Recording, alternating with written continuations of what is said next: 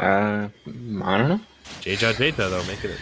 Jaja. We got our winner's side, top 16, fully formulated out here now. That's We pretty got hype. Big Man and Beast. Now, Big Man beat Bonkai, so I'm ready to see him get big on him, real quick. Yeah. Is a big man, perhaps a grower, not a shower. But is he a big enough man to take down Beast, the Beast Zard, the finest Charizard player east of the Mississippi? Who knows? I don't know how. Mario Charizard, obviously, you know, once Mario gets his little feet all over Charizard, he'll just be outputting a ton of damage.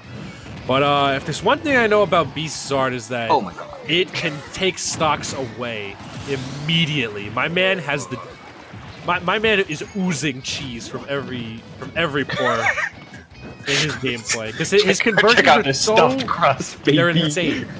He's like it's like if you took like a man out of an insane asylum and told him play this video game real quick, please. Like that is how I'd like to describe Beast and Zard gameplay because he's a nut job. I don't know if this connection we're seeing some hiccups here. I don't know. It's such a. They seem to be playing around it perfectly fine. Yeah. Especially like Big Man has not stopped his forward assault, which you know you could argue that maybe he should. That's the thing about Mario is that he's such like a blank canvas in terms of how you want to play him. Like I've seen super crazy aggressive Marios. I've seen Marios who are just kind of an all-around type player. I've seen Marios who are super duper defensive and try to really manipulate their hurt blocks so they'll never get touched by their opponent. Like I've seen there's literally every shade in the rainbow for this character. So you know, and he is. You can switch on a dime. You know, you can be really aggressive 1 second with him, and then the next second you can play super defensive and just shoot a bunch of fireballs. Like sky's the limit in terms of Mario play. And yeah, he just did it. He just did it. We're not gonna comment on it, but he did it. He did the thing. Yeah. It feels like Mario's game. Oh no! Don't drop God. Shield. Oh no! He will do those. Yeah. I mean, we're at 208 now. Like this is the kind of percent, like as you're mentioning, that it almost takes like Mario. You have to change up your play style because like when you're at those low percents, you want to go in, you want to get those big combos, you want to rack up that damage. But when you're starting to really let that percent climb, waiting around in shield, like looking for these reverse up smashes, like those well-spaced back airs, and slowing down the tempo and utilizing Mario's like really just a really great frame data. Starts to make more sense as that was a really good high recovery. I do like that. You know, he took 123, you know, because, you know, Ivysaur, but ooh, swing that neck. You know? Do you know Charizard F Smash can 2-frame? I didn't. No, I wish I did know that. I wish I did know now. He has to angle it down, but it can 2-frame, and it makes me feel bad sometimes. That was Oof. I feel like I like Beast's creativity with the way he approaches Charizard because there are a lot of players who will be very set in their game plan a lot of the time and not try to like mix it up super duper hard. And I feel like Beast will pick some crazy unconventional options that you didn't necessarily know you had to watch out for. Just like F Smash and neutral, just because Charizard reels back so tightly after it, and also the flare blitzes in neutral. Just like my man will do what he has to do to take that stock. It's like two knights sword fighting, but one of the knights throws his sword away and starts biting and clawing and scratching at the other knight. It's a joust, but one guy has a knife. Yeah. Like, wait a minute. Beast is the kid who pulls out laser gun and rock paper scissors before they stage strike. Didn't you know? Gun beats rock. Yeah, dude. We're gonna get back into it. I want to see Big Man play a little bit more patiently. You know, Mario and Shield is nothing to scoff at all. So I'd like to see him slow it down just a little bit. You know, wait for Beast to exhaust his crazy option. Don't try to outmash him. And watch out for his grabs, because his off grab game is insane. I think they're lag testing at this point because there were some hiccups that first game. I know Beast hails from the city of Philly. I'm not too sure where Mr.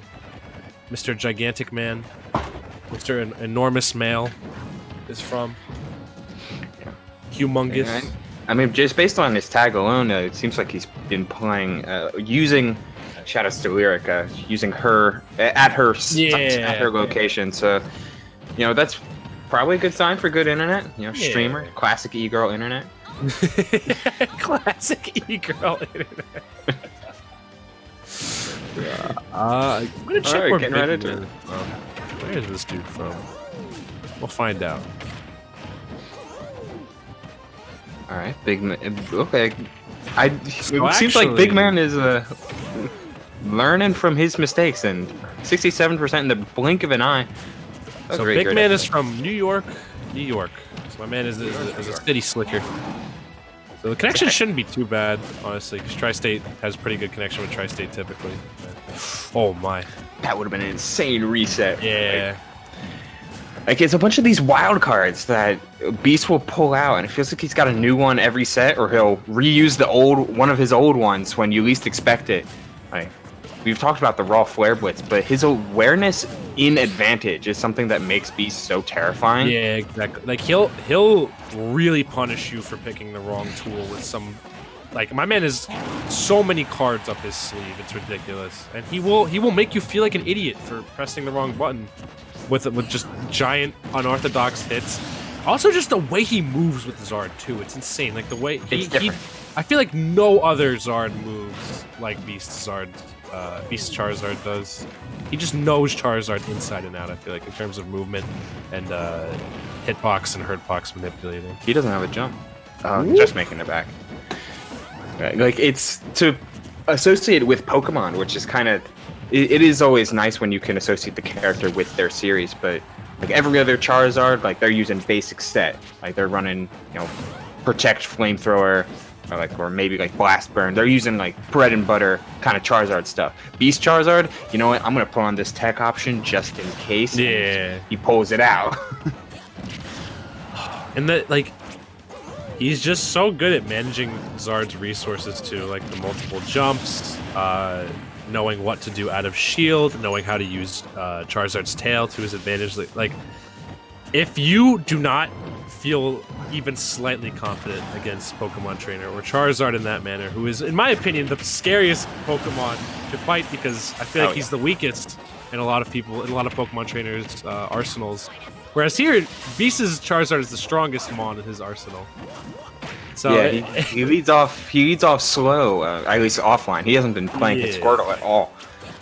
Not a lot of people really know how to tackle Charizard. I feel like because of how widely played Squirtle and Ivy are played early to late game, Zard fits this interesting dynamic where a lot of people only switch into him when they're about to die, or if they need, some big hits. Beast says he's going to be my starter, my middle, and my finisher, and not a lot of people can get that experience, I feel like, against Charizard. Yeah, it's a full course Charizard with a side of Ivysaur instead of a mix of the three. Man was reading this. Oh no, he dropped it. What a mash. He had a great combo, and then he dropped it. He missed the last up air, and unfortunately, it was the last up air he will ever throw out.